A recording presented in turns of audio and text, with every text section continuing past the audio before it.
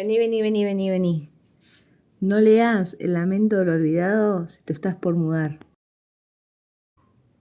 Mudarte de un pueblo chico a la gran ciudad para venir a estudiar puede ser el evento más maravilloso de tu vida.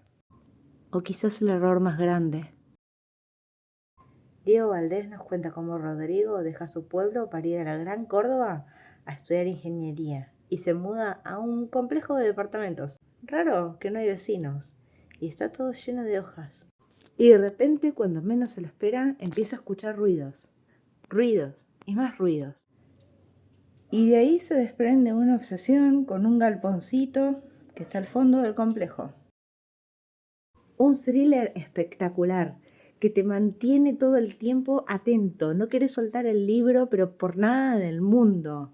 Y me encanta porque al ser argentino y estar ubicado en Argentina, hay un montón de gestos en el cual nos damos cuenta que este libro es bien argento. La mateada, los asados, tomar una cerveza con amigos después de rendir, las palabras que usan, la manera en que racionalizan la situación.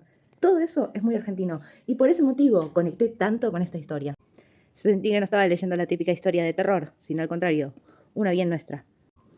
Diego Valdés te hace preguntarte si es buena idea realmente mudarte. Si no tener vecinos es una bendición. ¿Realmente no hay vecinos? ¿Y qué onda con el administrador?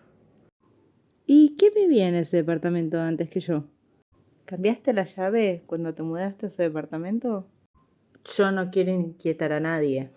El lamento del olvidado. Un thriller sobre un crimen. No todo es lo que parece en esta historia.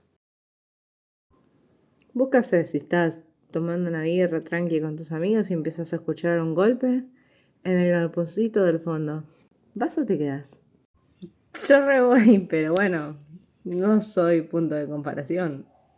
Ahora la duda es, ¿qué haces con lo que te encontraste?